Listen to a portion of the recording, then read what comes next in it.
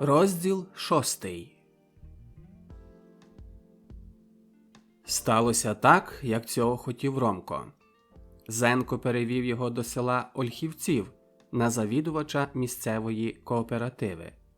Трохи кривилася, може, і нишком плакала Неля, але рішуча постанова Ромка покінчити раз і назавжди з цією ідилією змусила її погодитися з цим. Найбільше здивувався, певно, пан Сухоцький, але не здержував Романа. Усі щиро прощалися та запрошували Ромка на різдвяні свята, до яких було не більш як 3 тижні. На новому місці Зенко влаштував його добре, познайомивши з місцевим провідником ланки підпільної організації. Ромко членом організації ще не був, та це не перешкодило йому цілою душею та серцем прив'язатися до свого нового товариша. Функція, яку виконував тут провідник ланки, йому імпонувала, і Ромко часто говорив провідникові: «Я хотів би піти з вами колись за кордон». «Можливо, що й підете, але знайте, що це не прогулянка кудись за село або за місто», відповідав на 2 або 3 роки старший за Ромка Володко Бабійчук, студент із Перемишля. Він був учителем у тутешній сільській школі. В організації Бабійчук був ще з польських часів, побував на Закарпатті, звідки вернувся в березневих днях 1939 року, а тепер із своєю ланкою тримав перехідний пункт через кордон. Зенко, мабуть, доручив йому Ромка, бо Володко з перших днів поставився до нього приязно та часто брав його із собою на вивчення кордону. Спостереження на німецькому боці проводили вдень, а совєтську сторону споглядали погідними, ясними ночами. Помалу Ромко зжився з цією для нього таємничою та повною ризикованих пригод дійсністю і почувався у своїм соусі. Працю в кооперативі виконував від нехотя, звалюючи весь тягар бухгалтерії на свою помічницю Ольгу Яворську. Можливо, вона була поінформована про все, бо завжди радо виручала його. Ромко був вдоволений теперішнім життям. У вільних хвилинах запопадливо вивчав німецьку мову та трішки російську. Був 3 дні на свята у панства Сухоцьких, а Зенко відвідував його досить часто, приїжджаючи у різних справах до Володка або до кооперативи. Користувався вантажним автом з кооперативного складу в Ярославі. Шофер також був, мабуть, із своєї пачки, бо, доставляючи товар до кооперативи, незамітно привозив також різні інструкції для Володка. З Нелею Роман буцімто покінчив, та прийшло це йому з немалим трудом. Її несподіваний приїзд після кількох днів їхньої розлуки та зустріч із нею була як ясний промінь у темряві. Пізніше звик і до своєї самоти, і до її частих відвідин. Зима з 1939 на 1940 рік була холодна та сніжна. Землю покрив товстий шар снігу, а цілими днями із півночі дув холодний вітер. Під ногами скрипів на морозі сніг. Володко Бабійчук, переходячи кордон, уже декілька разів брав із собою Ромка. Бачив, що Роман має чималий хист спостереження та досконало орієнтується в кожній ситуації. Раз навіть мав нагоду бути свідком його рішучості та відваги. Було це якось наприкінці січня, коли верталися вже на німецький бік. Безшелесно посувалися лісом у глибокому снігу. Бабійчук раптом став і показав рукою перед себе. Поміж деревами побачив Ромко якусь постать, що швидким кроком ішла по стежці ліворуч від них. Присіли за розлогим дубом. Коли цей чоловік буде проходити стежкою біля них, то безумовно запримітить їхні свіжі сліди в глибокому снігу там, де вони перетяли стежку. Заперли в собі віддих і ждали. Як завжди, були готові на кожну несподіванку. Ромко зняв праву рукавичку, в руці заблищав фінський ніж, з яким уже ніколи тепер не розлучався. Ніч була досить видна. Чоловік в однострої йшов впевнено, мабуть, знаючи добре терен. Раптом помітив свіжо розкинений ногами сніг по обох боках стежки і на хвилинку задержався. Поглянув в один бік, потім звернув у сторону, де вони обидва сиділи. Це хвилинне зволікання було для нього згубним. Один вправний рух Ромкової правої руки, і лезо ножа глибоко застрягло в його грудях. Безвладне тіло прикордонника тихо обсунулося в сніг. Ромко та Володко вискочили за дерева, кожний із готовим до пострілу пістолетом у руці. Від того часу Бабійчук ставився з повагою до свого нового товариша, а Ромко тим часом пізнавав і засвоював усі таємниці прикордонного життя. Почував себе в цій стихії, як риба у воді. Перехід кордону не був ще тоді такий дуже трудний. Була сувора зима, той сян легко можна було перейти. Він покрився товстою кригою, а також не надто пильно була тоді бережена границя по совєтському боці. Щодо німецького, то Grenzschutz не дуже звертали увагу на ці переходи. Примітка. Grenzschutz. Німецькою прикордонна застава, патруль. Правда, ходили і тут патрулі, були застави, але, знаючи добре місцевість, можна було легко пробратися на другий бік сяну. Поки що їхні нічні виправи за кордон обмежувалися пізнаванням терену та засвоєнням відповідних переходів. Звичайно, виходили однієї ночі, а приходили на другу назад. Справді, такі прогулянки коштували їм багато сил, одначе обидва вони мали в своїх щоденних зайняттях своїх помічників чи заступників. Ольга завжди вибачала Ромкові його цілоденну неприсутність у крамниці, а Бабійчук вибирав такі дні, в яких він не дуже був зайнятий у школі і завжди знаходив заступників, що відбували за нього навчання з дітьми. У час святочних феєрій майже щодругий день вибиралися обидва на той бік. За цей час побували в декотрих поблизьких селах на большевицькому боці і пов'язали їх мережею зв'язків. Часом Бабійчук висилав з не дуже важливими інструкціями Ромка самого, і він добре впорувався з усіма дорученнями. Ромко вже зжився з цією дійсністю. Спершу кожний перехід кордону давав йому багато емоцій.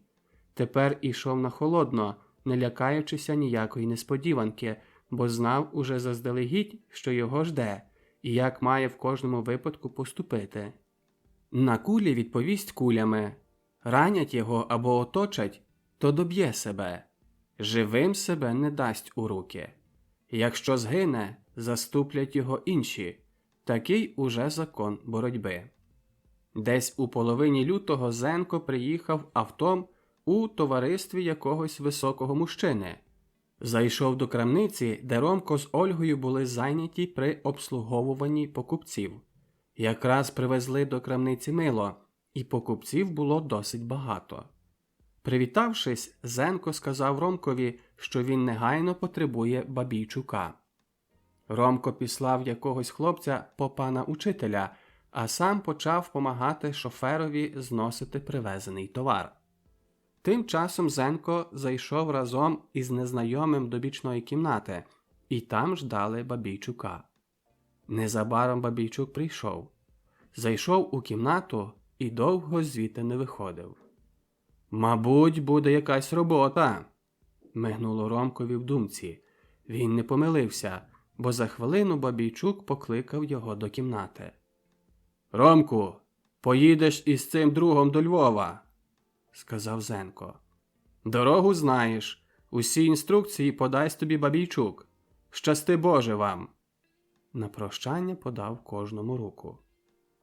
«Отже, слухай, Ромку», – почав Бабійчук, коли Зенко залишив їх утрьох у кімнаті. «Слухай і мотай на вус. Підете завтра перед вечором так, щоб як тільки стемніє, ви могли вирушити на кордон. Попровадиш через провалля.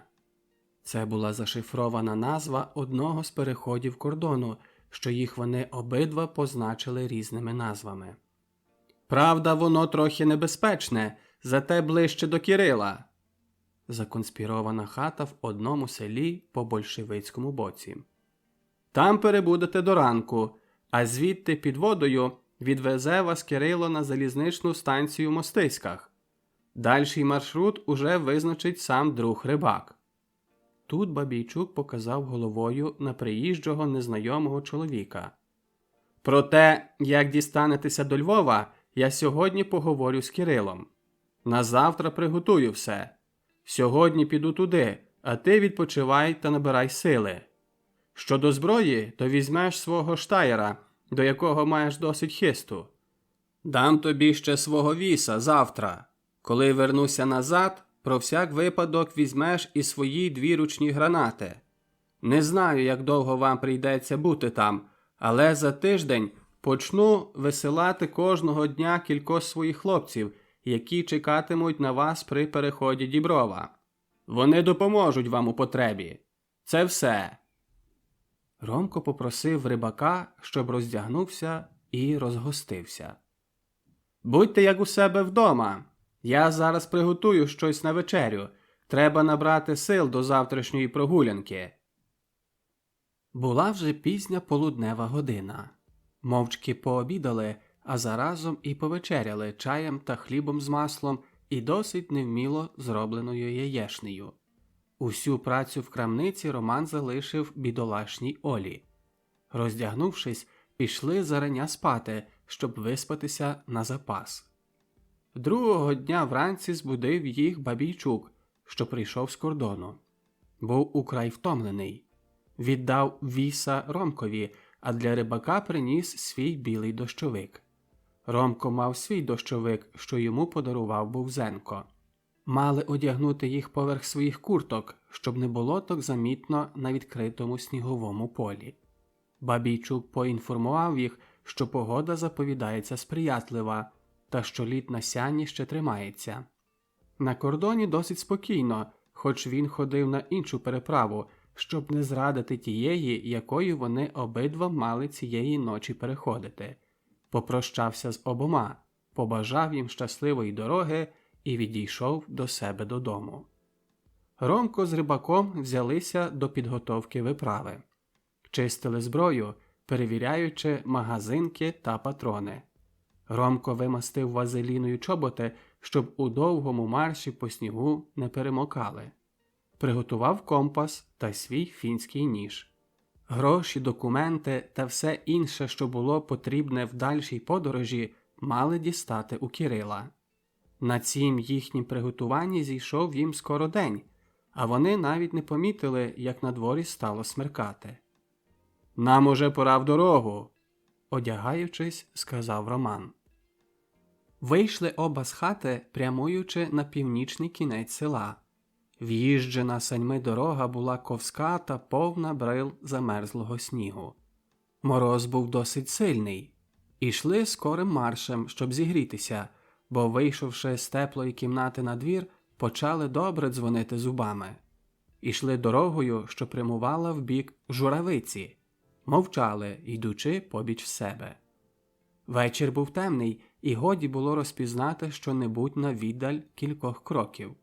Але Роман дорогу до Провалля знав майже на пам'ять. Поки що не могло бути ніякої небезпеки з боку німецької прикордонної сторожі, бо це була дорога. Про всякий випадок Роман мав при собі посвідку, якою міг довести, що йому дозволено ходити в нічній порі. Усе-таки йшов чуйний та насторожений. Інтуїтивно відчував кожну небезпеку і реагував у ту ж мить. Тому й тепер, почувши далекий шорох мотора, одним духом перескочив придорожній рів та приляг у глибокому снігу на полі. Це саме зробив Рибак. По хвилині дорогою проїхав з погашеними світлами мотоцикль із причіпкою. «Ось і перша патруля!» – пошепки сказав Ромко. Підождавши ще хвилину, підвівся. Не верталися вже на дорогу, а пробиралися полями. Ромко йшов перший, У руці тримав компас, а права міцно стискала рукоять відбезпеченого штаєра. Ішли навпростець по глибокому снігу. Поспішали, щоб якнайскоріше перейти розлоге, вкрите снігом поле та дістатися до лісу. Кожна мить була дорога, бо на відкритому полі могли їх скоріше запримітити по слідах, що залишалися по них. Якийсь час ішли ще в напрямку на північ, потім при самітньому дереві, що виринало перед ними з пітьми ночі, повернули круто вбік. Тепер Ромко часто споглядав на компас, щоб не втратити напрямку на схід. Довкола ні живого духа, ні голосу, ні світла. Тільки вітер, що якось несподівано зірвався, крутив сипким снігом по полях. Коли йти довший час у цілковитій темноті, мозок починає огортати сонність, і треба сильною волею будити свою увагу.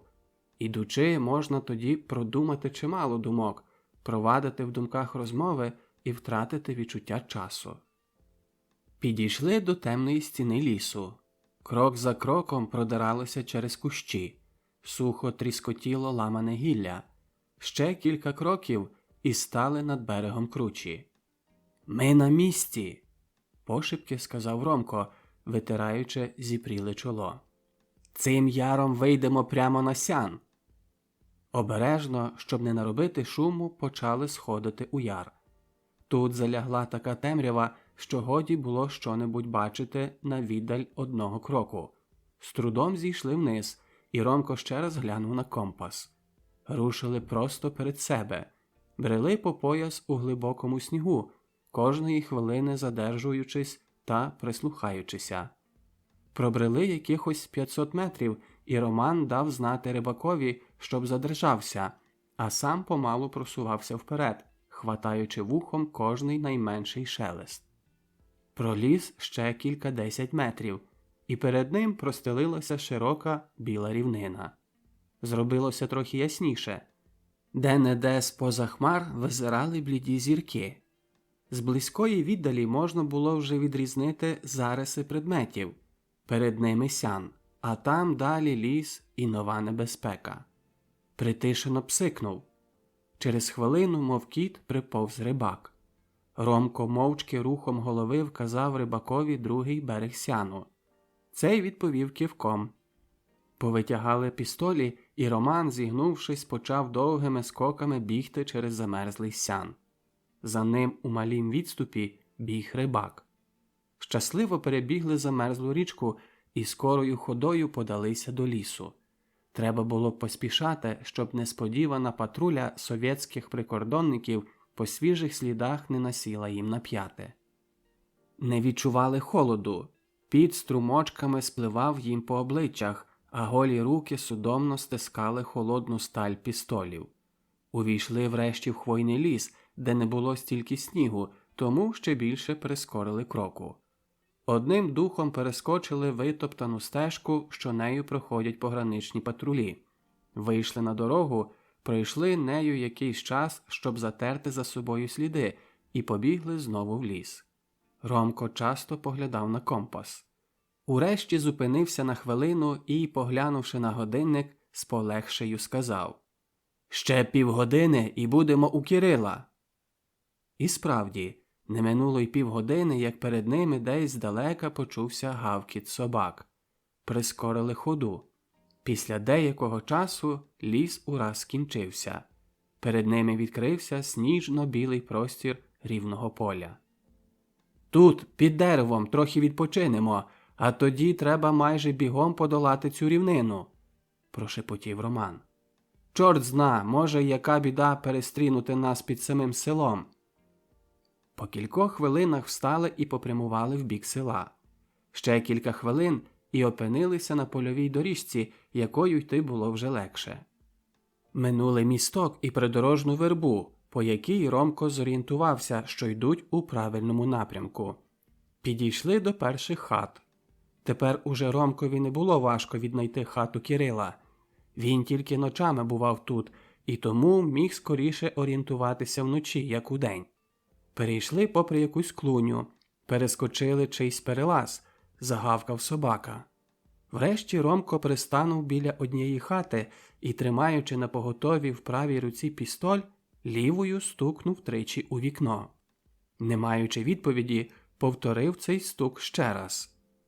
Щось зашаруділо в хаті, і на тлі віконної шибки появилося чиєсь обличчя. «Хто там?» – почувся притишений голос хати. «Це я, Юра!» – відповів Роман. Обличчя віддалилося від шибки, і по хвилині рипнули вхідні двері до хати. «Заходьте до сіней, а я постою трохи в дверях, чи часом яка мара не підглядає», – сказав уже літній чоловік, впускаючи гостей до хати. Це був Кирило.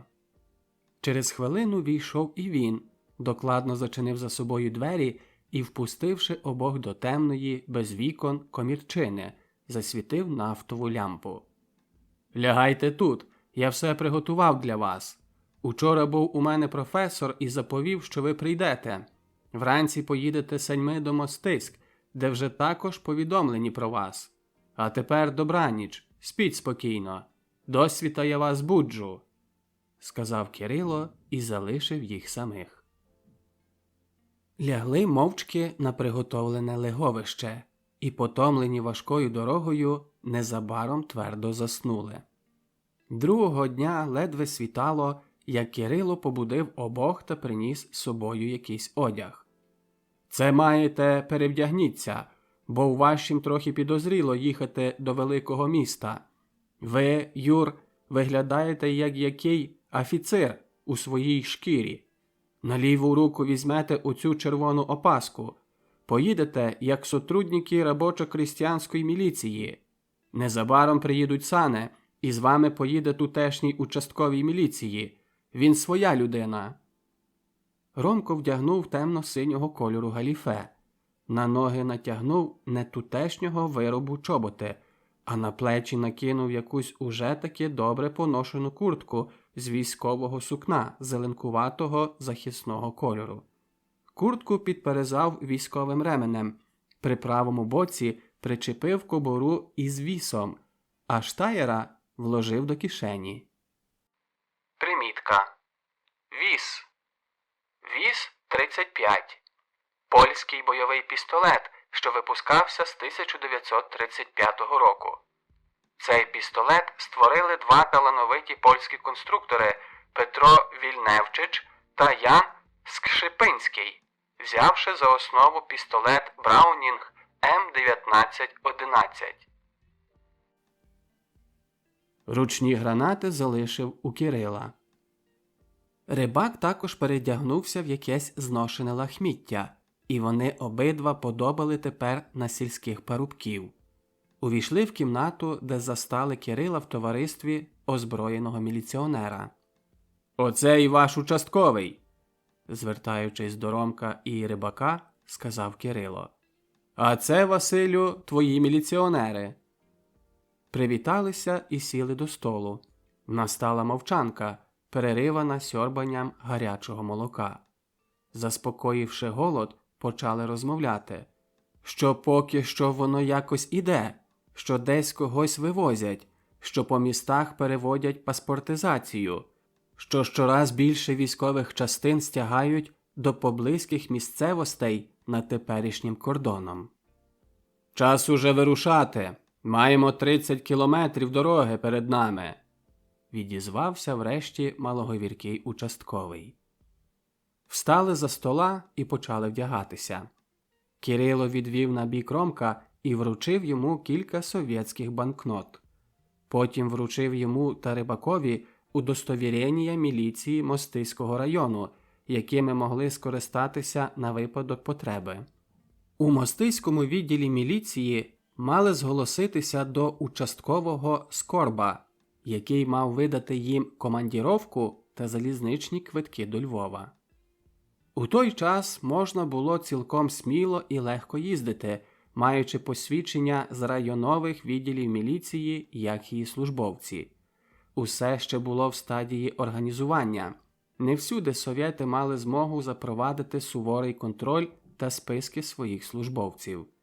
Трудніше вже було по більших містах, де відділи міліції перейшли стадію переорганізовування, і там заведено докладний реєстр усіх службовців. Так само перевели були большевики по містах докладнішу чистку місцевих відділів міліції з ненадійного елемента. Рідко кому з тих, хто думав інакше, вдалося залишитися на своєму місці. Про це Ромко довідався згодом. Та поки що в далеких районових відділах міліції були ще всюди свої люди, і він був певний за спокійну та щасливу дорогу. Сани були чудові, і вони під вечір прибули без жодних пригод до Мостиськ. Віднайшли скоро товариша Скорба, що, перевіривши їх, видав їм командіровки і на цю ніч забезпечив їх нічлігом та харчами таки в станиці міліції. Вранці виїхали до Львова. Рибак був захоплений цією справністю, з якою діяла тоді мережа перекидування кур'єрів за кордон, і не мав слів похвали для Ромка. Але Ромко лише знизав плечима і пояснив, що не була в цьому його заслуга. Він був лише виконавцем того, що йому наказав його зверхник Зенко. Це була його наполеглива праця, а також Бабійчука. Без них, напевно, не вдалося б їм так легко і безпечно мандрувати. Зійшли з переповненого поїзда на станції Зимна вода і, минувши контроль при станційному виході, подалися в напрямку на Скнилів. Вийшли на дорогу. Було полудне, день доволі морозний та похмурий. Мовчки перейшли селище, а коли вже минули останні його будинки, Рибак почав розмову. «Досі, друже, ви були моїм провідником, виконуючи своє завдання, з яким ви впоралися досконало. А тепер припадає на мене черга поінформувати вас, яка наша ціль. Сьогодні п'ятниця. За нашим розрахунком, ми прибули один день заскоро, тому на зв'язковій квартирі у Скнилові ми затримаємося завтра цілий день, а під вечір підемо на адресу, що її нам там дадуть. Щодо дальших дій, то я сам не поінформований. Усе це залежить від того, кого зустрінемо на зв'язковій квартирі». Через 2 години прибули на призначене місце. Ромко легко віднайшов квартиру, адресу якої подав йому Рибак. Рибак увійшов додому, залишаючи Ромка на вулиці. По хвилині покликала його до середини якась уже літня жінка. Як виявилося, це була мати друга Мирона Кушніра. Про функцію Романа і Рибака ніхто з домашніх не догадувався, за винятком Мирона, що був одним із чільних членів бойової організації. Мабуть, був уже приготований на їхній прихід, бо в хаті всі їх радо привітали, як старих знайомих. Ромко, тримаючися засад конспірації, не говорив, звідки походить, але в розмові жадібно ковтав усі звістки, що стосувалися його міста. Тим часом Рибак пішов з Мироном в іншу кімнату. Батько Мирона працював у пекарні «Меркуре» і часто ходив до міста. Оповідав про перебіг добровільного голосування за радянську владу, про масові арешти, про вивози населення, про недостачу речей першої потреби, про збільшений транспорт совєтських військ і багато цікавих, а часом навіть смішних речей з побуту наплилої совєтської бюрократії.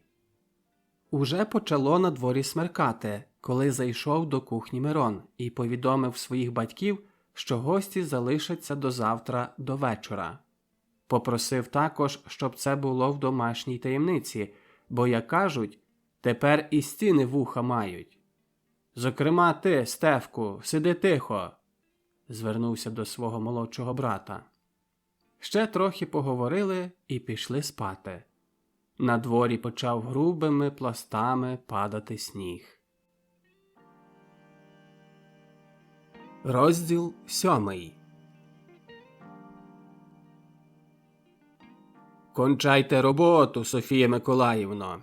Це вже 11 година, а завтра вранці знову видача паспортів на букву «К», – сказав півсонним голосом піднімаючися за стола лейтенант міліції товариш Єрмаков, начальник паспортного стола в однім з міських районів міліції у Львові. Це був худорлявий, середнього зросту чоловік з обличчям без виразу та великим гостро скривленим носом, що виглядом нагадував дзьоб яструба. Його глибоко посаджені маленькі очі дивилися підозріливо і хижо.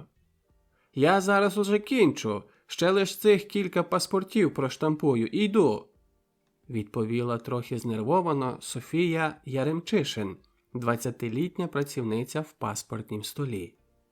«Ну ладно, кончайте, а коли вже будете готові, замкніть шафу і дайте ключі черговому», сказав товариш Єрмаков, вдягаючи на себе довгу по самі кістки військового крою шинелю. «До свідання!» Він глухо почалапкав у своїх повстяних білих валянках. «До свідання, товаришу начальник!» нервово відповіла Соня. Ще хвилину підождала, а потім швидко почала пересортовувати вже підписані начальником міліції Бабарикіним паспорти. Відібравши з кожної серії декілька штук, відкладала їх на бік. Потім порахувала і запакувала в малий пакет. «Ще довідки та печатку, і вже буде все», думала притому, спакувавши все до течки, швидко поприбирала на столі, а решту паспортів і довідок замкнула в залізну шафу. Тепер поспішно надягнула пальто і шапочку і, загасивши світло, вийшла з кімнати в коридор. «Товаришу черговий, ось вам ключі від паспортного стола», промовила Соня, кладучи ключі в нього на столі. «Ви що сьогодні пізніше, як завжди, панно Зосю», по-польському процідив крізь зуби черговий міліції, участковий Юзеф Білик. «Вам тільки так здається. Добраніч», відповіла Соня, відчиняючи двері до виходу. «А що, дістали, може, сьогодні тканину, чи, може, цукор або мило?» запитав Білик, показуючи на напаковану течку Соні. «Та...» з трудом, шукаючи якогось слова, почала дівчина. «Та це начальник стола постарався для мене трохи цукру», вистогнала на силу досить збентежена Соня і майже вибігла на засипану снігом вулицю. Ішла скорим кроком, не звертаючи уваги на густий сніг, що йшов безперервно цілу добу. Якийсь важкий тягар немилосердно давив її груди. Чи часом не догадалися? Ще той проклятий перекінчик Білик мусив її зачепити. Чи часом не стрілить йому до голови яка думка, чи не повідомить він начальнику? Коли би якнайскоріше прийшло це завтра, адже Мирон обіцяв, що поїдуть завтра за Сян. Попросив її зробити цю послугу, постаратися про якнайбільшу кількість чистих паспортів з тими довідками та щоб мали власноручний підпис начальника міліції. При цій масовій паспортизації легко було їй відкладати декілька паспортів з кожної серії, а що кожну нову 1000 паспортів підписував та штампував сам начальник міліції, то це ще більше їй сприяло. І вона непомітно відклала понад 600 штук. Догадувалося, що ці паспорти мають послужити тим, що їм міліція відмовилася видати легальні паспорти. Вона сама працювала у міліції під прибраним прізвищем, походила із Ярославщини і перед війною виїхала до Львова, де дістала працю в Маслосоюзі, і тут застала її ця завіруха. Сподівалася, що буде мати змогу вернутися, але коли прийшли до Львова большевики, якось так склалося, що вона затрималася і там. До того і її наречений Мирон вирішив залишитися в місті. Але все те скінчиться. Завтра вони виїдуть за Сян, а там уже інакше життя, ніж тут. Тут на кожному кроці або смерть з нагана, або поневіряння на далекому засланні, з якого визволить людину теж хіба одна смерть. На саму згадку про те тілом її пробігли дрижаки, і вона прискорила кроку. Соня мешкала у передмісті Львова, не більш як півгодини ходу від районного відділу міліції, де працювала. Дім, де жила, був цілком пустий. Дістала його від начальника житлоуправління після того, як вивезли з нього цілу родину колишнього польського поліцая. Про цей дім постарався для неї сам начальник відділу міліції товариш Бабарикін, який лисим оком споглядав на западнічку. Мешкаючи сама, вона часто пропонувала Миронові, щоб цей когось підшукав на помешкання, бо вона боїться самоти на цьому відлюдді та ще в теперішні часи. Він потішав її, що це вже недовго, що це і так не оплатиться, бо ж вони незабаром вийдуть за сян. На згадку про те «за сян» Соня зітхнула, пригадавши при цьому свою стареньку матір, батька, рідню. Як вони, бідні, певно, десь журяться, адже від початку війни немає від них ніякої звістки. Але все те вже скінчиться, завтра вона буде в дорозі до них. Скільки то буде радости та втіхи, коли вона з'явиться несподівано в хаті. На мить обличчя їй роз'яснилося радісною усмішкою. Та це була лише одна хвилина.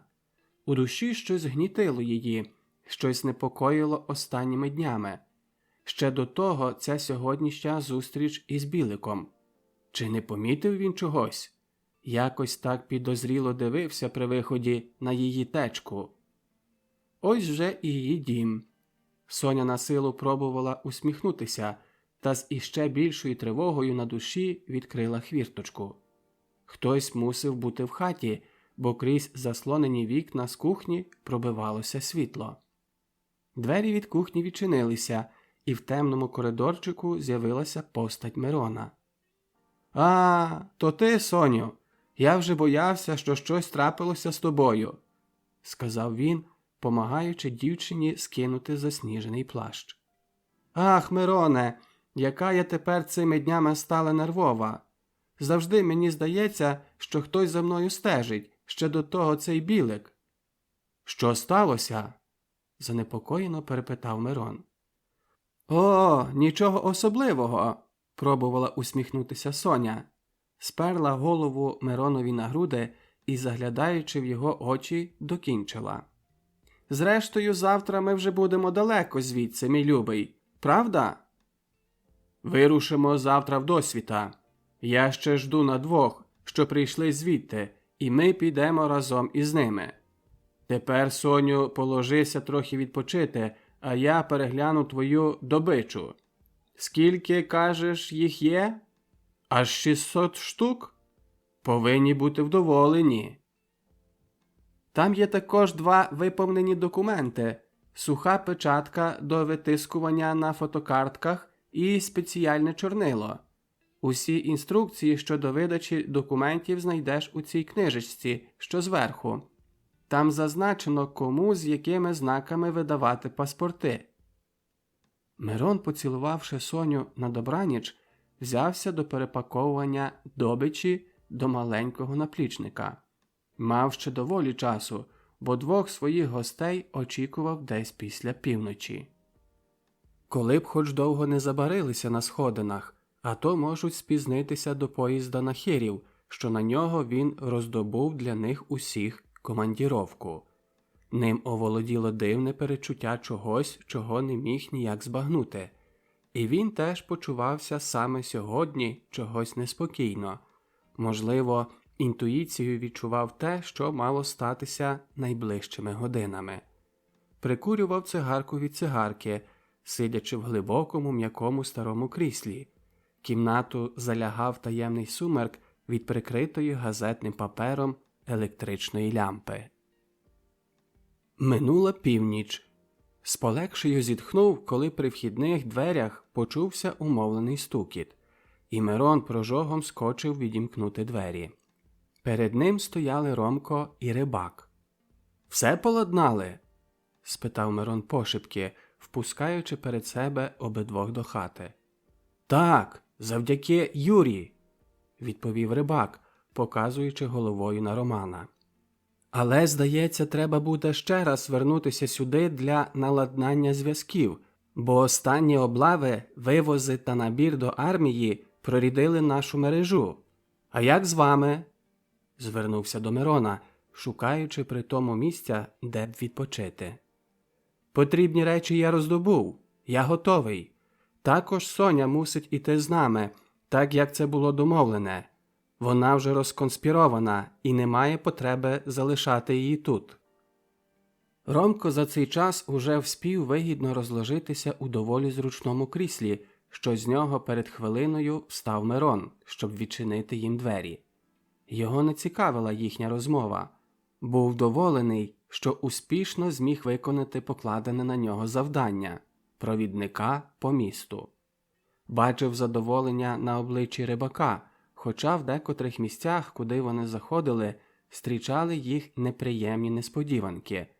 Заставали там зовсім чужих людей зі Сходу.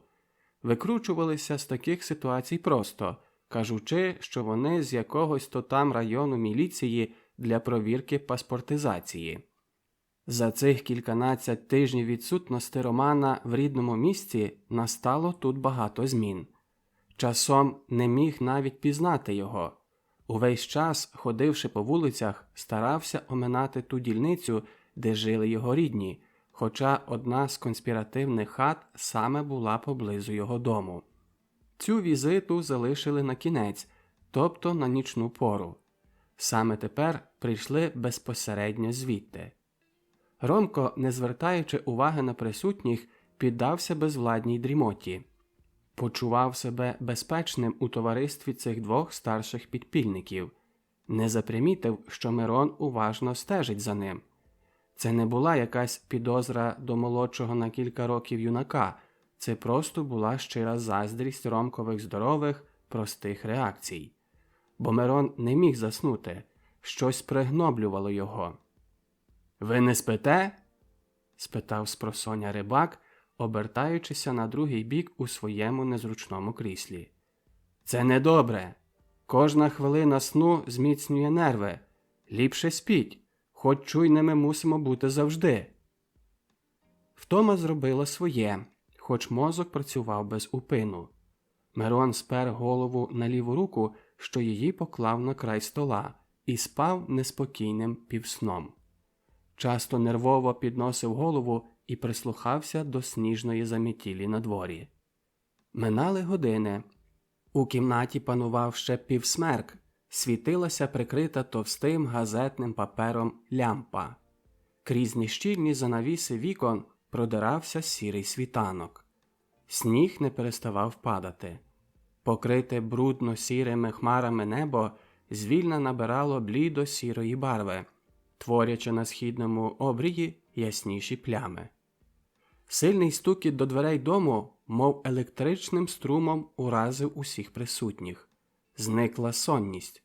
Усі троє схопилися зі своїх місць, усвідомлюючи вмить загрозу ситуації. Мирон, притуливши палець до уст, притишено псикнув, даючи до розуміння Ромкові і Рибакові, щоб мовчали. А сам узяв у руки набитий пістоль і пішов до дверей. Те, що сталося, тривало всього кільканадцять секунд. Мирон з готовим до пострілу пістолетом у правій руці вийшов у коридор, де вже стрінув пробуджену стукотом Соню. Дав лиш знак, щоб вона відчинила двері. Ромко і Рибак з витягненими пістолями насторожено ждали в кухні. Якось підсвідомо Ромко доторкнувся рукою наплічника, що його вбрав на плечі при першім стукоті до дверей. Тим часом Соня схвильованим голосом спитала: «Хто там?» І притому легенько відчинили двері. Війнуло холодом та снігом, а з ним вдерся в коридор грубий голос начальника міліції Бабарикіна. «Міліція!» У тій такій хвилині в коридорі посипалися постріли з револьвера. Почувся глухий зойк і стогін поцілених людей. Мить вагання від несподіванки, і Ромко, вихиливши за одвірка голову і озброєну штаєром праву руку, випустив цілий магазинок набоїв у сірий прямокутник дверей. Якась велика постать, вдягнена в довгу шинелю, обсунулася на землю. Одним поглядом Ромко оцінив ситуацію. На долівці біля дверей лежало нерухоме тіло Соні. Трохи далі конав Мирон. А на дворі, крізь курган снігу, біля вхідної хвіртки до городу втікали дві постаті, за якими Роман послав ще кілька пострілів із бабійчукового нагана. Рибак прикляк біля Мирона і розвів руками. Розумів усе. Треба було якнайскоріше вибиратися із цієї пастки. Не сподівався, що аж такий трагічний фінал матиме їхня виправа. Ще один погляд на тіла друзів. Вибігли прожогом із хати в сніжний сірий ранок на вулицю. Десь справа у кінці вулиці почули гуркіт мотора авто. Чиїсь крики когось пришвидшували. У деяких хатніх дверях появилися збуджені несподіваними пострілами заспані мешканці. Обидва бігли, не озираючись, з готовими до пострілу пістолями в руках. На бігу Ромко засунув у ручку свого штаєра новий магазинок. Наган сховав до кишені куртки. Мав до нього стріливо, але не було часу його набивати.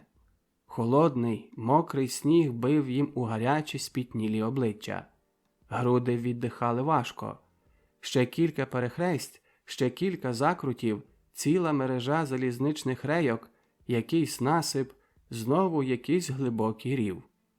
Ромко біг, як молодий сарнюк, довгими скоками. За ним, трохи відстаючи, біг рибак. «Швидше!»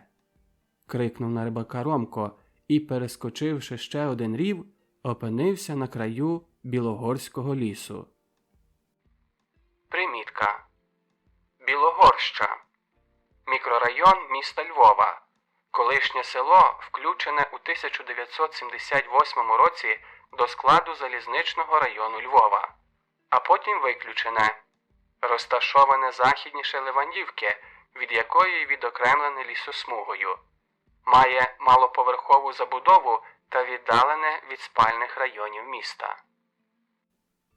Урешті вибралися на лісову доріжку, що, хоч засипана снігом, усе-таки давала змогу просуватися швидше. Ноги грузли в мокрому снігу. Сповільнили трохи кроку та попрямували в бік зимної води. Йшли мовчки. «Мусимо змінити маршрут», – заговорив рибак. «Будемо вертатися старим шляхом. Що за фатальне невезіння?»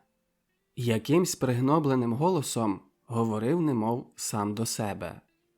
Ромко не відповідав, був зайнятий своїми думками. Недавно пережита подія глибоко вразила його. Був ще під враженням блискавичної дії, ще його нерви не заспокоїлися від цієї перенапруги. Бажав якнайскоріше дістатися туди, за кордон. Це не був страх, переляк. Це щось, чого він не міг у своїх думках збагнути, а що його стало непокоїти. Який жаль, жаль після непоправної втрати. Залягла мовчанка. Не переривали її аж до станції в зимній воді. Зберігаючи всі засади обережності, сіли до поїзда, що відходив на Перемишль. Ще кілька годин, ще кілька повних напружених зустрічей із перевірками документів на станціях, і вони щасливо заїхали до Перемишля. Користувалися своєю старою командіровкою, мотивуючи відсутність іншої тим, що, мовляв, доставили заарештованого до тюрми у Львові і їдуть тепер до свого відділу міліції біля Перемишля. Кордон переходили біля села Кругель-Великий. Ромко знав, що там небезпечно, але спішився, хотів чим скоріш бути на другому березі Сяну, тому ризикнув на цей перехід. До села прибули біля півночі і, користаючи із снігової завії, поринули в нічну темряву, прямуючи на захід. Щастя і цим разом їм сприяло. Розділ 8. Надходив теплий червневий вечір.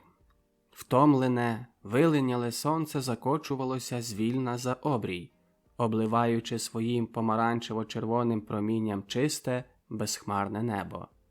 Запалало ярким вогнем на верховіттях дерев, освітило стріхи хат, хлюпнуло ще раз золото-пурпуровим промінням угору, здригнулося і згасло. Подув легіт, сколихнулося плесо ланів збіжжя, шепнули, немов затривожено, трави. Хвилі ріки змінили свою золото-червону барву на темний фіолет. Сумерк швидко спеленав усе довкруги. «Ну, цієї ночі мусимо сфорсувати сян», – заговорив пошепки Зенко, причаївшись з Романом у кущах верболозу над рікою. «Ми і так уже втратили день на спостереження. Часу залишилося мало». «Підождемо ще трохи, аж добре стемніє. Заки місяць зійде, може, вдасться нам перейти і річку, і їхню лінію», – відповів так само шепотом Роман. Залягла мовчанка, і Роман знову потонув у своїх думках. Скільки то змін наступило впродовж цих 3,5 місяців. Вернувшися з тої з трагічним фіналом виправи з рибаком до Львова, Роман довший час не міг прийти до тями. Розумів його добре Бабійчук, що старався виконувати покладені на нього доручення особисто, так, щоб не тривожити психічно заламаного Ромка. Але Ромко не міг довго всидіти бездіяльно. Його знову манила повна таємничости та небезпек праця провідника через кордон. І він після довгого відпочинку знову вернувся як товариш виправ Бабійчука. Тепер уже не так-то було легко дістатися туди, до раю. Першою поважною перешкодою був сам Сян, який, що ближче до весни, то ставав усе важчим для переправи. Треба було шукати бродів і безпечних переходів. Знайшли їх у Прохівському лісі, що його Сян перетинав на 2 половини. Примітка. Прохівські ліси знаходять на території Волинської області. Залюбки тудою переправлялися, бо з весною ліси покрилися листям, і це зменшувало перешкоду, що нею була річка. Тепер большевицькі застави посилено людьми, по прикордонних селах розташовано відділи війська та погранотрядів. Встановлено першу і другу лінію кордону, між якими часто проїжджали кінні та проходили піші патрулі. Ще до того по всіх пограничних селах розвелася маса сексотів та інших підлих людей. Був це елемент спокідків села та міста, що наживався на втікачах, здебільша жидах, які втікали з генерального губернаторства до раю. З ними приходилося переправлятися також і Бабійчукові та Ромкові, але після кількох таких переправ вони пізнали ненажерливу захланність цих людців і перестали прилучуватися до груп утікачів. Було безпечніше йти вдвох, бо коли навіть і потрапили у засідку, то так було легше втекти, ніж у гурті людей. Та якось не вдалося навіть передбачливому Бабійчукові оминути своєї долі. На донос місцевого сексота його застукала засідка прикордонників у Кирила. Згинув і він, і Кирило з цілою родиною. Це був важкий удар для Романа. Уся праця на відтинку переходу кордону, якою керував Бабійчук, впала тепер на його плечі. Знав у цій околиці майже кожний кущик, знав кожний камінчик у річці там, де були позначені броди. Не боявся темних ночей, навпаки, в них він ще краще орієнтувався. Саме тепер ждав на таку ніч. Уже кількакратно Зенко нетерпеливо звертався до нього із запитом «Ідемо вже!», але діставав одну і ту саму відповідь «Ні, ще не час». Зенко переконався, що Роман мав, як це він казав, свій час, і тоді, як уже рушив, то йшов без зупинки так, наче б це був звичайнісінький собі прохід. Ромко підсвідомо відчував, коли можна оминути небезпеку і коли треба вирушати. Цих кілька місяців багато його навчило. тому й тепер ждав свого часу. Ніч впала на землю, широко розкидаючи чорне покривало темряви над м'яким, насиченим вологістю краєвидом. Тиша. Чути було тільки плюскіт річних хвиль. Мовчки встав Роман, а за ним Зенко. Почувся сухий, ледве чутний тріск від безпечуваного штаєра. Продерлися крізь кущі верболозу і швидкими кроками перейшли брід на річці. Брід у тому місці був плиткий, вода не досягала вище колін. Вийшовши на другий берег, видряпалися похилим глинястим схилом нагору та майже бігом вскочили в густий молодняк. Продиралися через ліс добрі 3 години. Роман знав, що ліс тут простягається на кільканадцять кілометрів та що ним можна дістатися до Хирова, звідки далі поїдуть поїздом. Перейшли ще одну лісову дорогу, її перескочили поодиноко.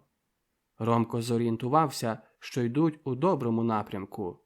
Місяць уже зійшов, тому старалися оминати відкриті місця. Роман знав, що вони від кордону майже за 15 кілометрів і що ніхто їх не наздожене. Не могли їх також винюхати собаки прикордонників, бо чоботи добре натерли собі дьогтем. Це охороняло їх від перемочення, а також від псів. Переконався у цьому, переходячи не раз біля большевицьких застав із собаками. Ні разу не занюхали його. Зенко правду казав. «Знаєш, Ромку, твій засіб практичних відомостей справді великий». Ромко міг, не дивлячися на годинника, сказати досить докладно, котра година. Розумівся на рослинах, на грибах, міг вгадувати погоду. Тепла коротка червнева ніч добігала кінця. Меркли на небі зорі, тільки ранішня зірка зраджувала, що ось-ось на сході підніметься золота заграва, повіє легенький весняний ранній вітерець, розвіє ніч і на обрії покажеться сонце. Присіли втомлені довгою ходою на м'якому мосі під розлогим дубом. Треба було хоч трохи передихнути після довгого маршу. Голод давався їм знаки, бо вже більш як добу не мали нічого в роті. Добре, що залишили собі ще по кілька окрайців хліба. До найближчого села було, як здавалося Ромкові, яких 5 чи 6 кілометрів.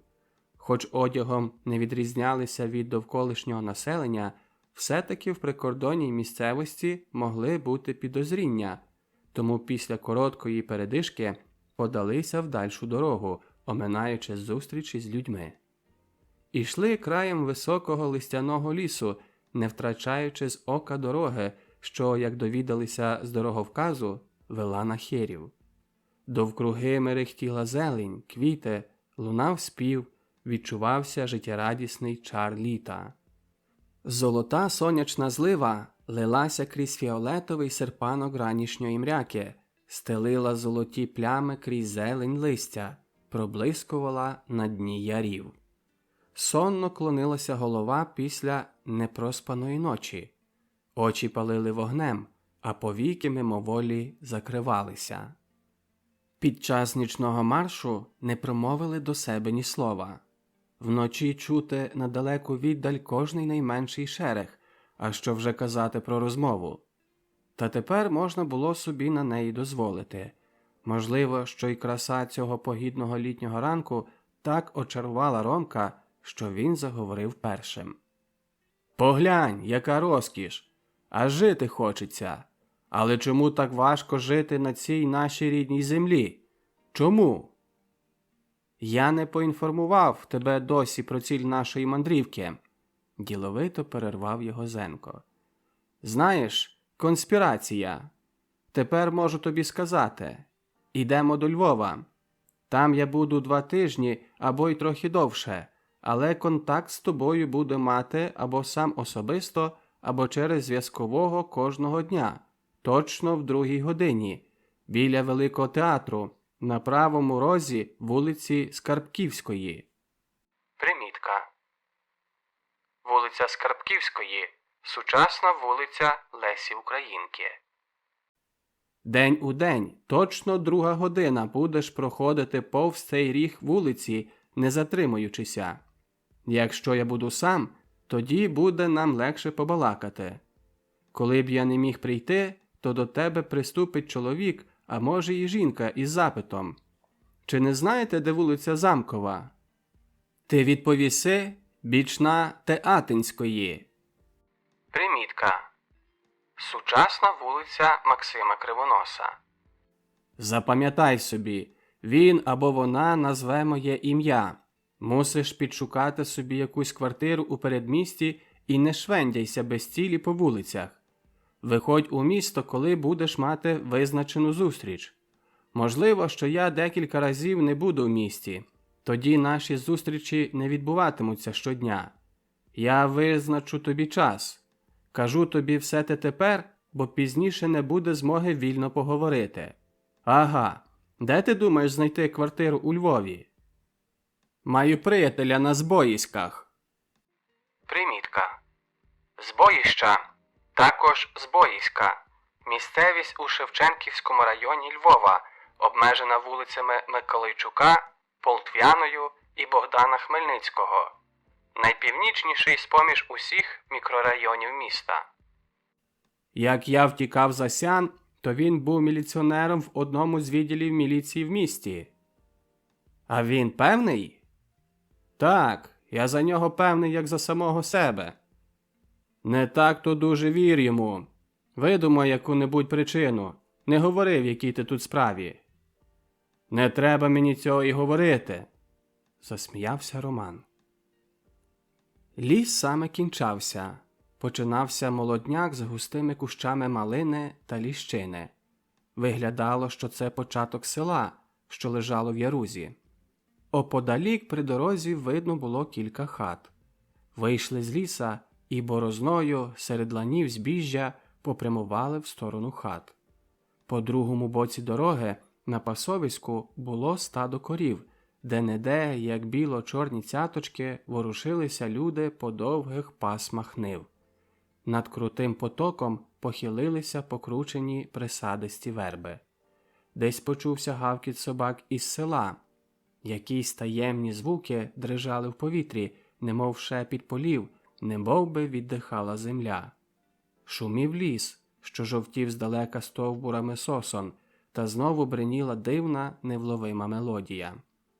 Зайшли на подвір'я першої з краю хати. Назустріч вийшла вже немолода жінка, що підозріливо оглянула обох. «Слава Ісусу! Чи не можна б у вас дістати чогось з'їсти? Ми заплатимо!»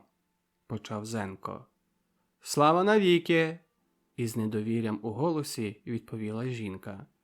«Нічого більше не маю, хіба хліб і молоко». «О, дуже вам дякуємо!» – відповіли обидва нараз. А Ромко відразу запитав. «А не сказали б ви, як далеко ще до Хирова?» Жінка вже лагіднішими очима поглянула на обох мандрівників.